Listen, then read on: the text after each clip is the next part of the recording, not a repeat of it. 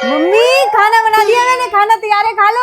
थक गई मैं रोज रोज घी और कद्दू खा के, तू ही खा ले अपना कद्दू। आज कुछ अच्छा मंगवा ले।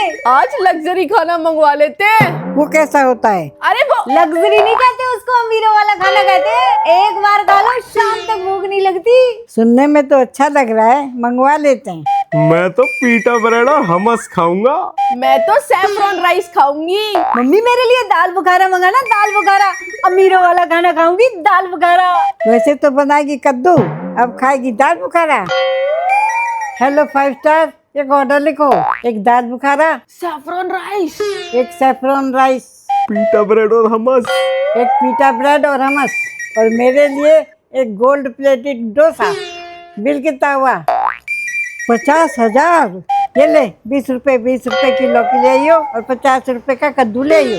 रात को खिचड़ी के साथ कद्दू बना लेंगे, मीठा वाला।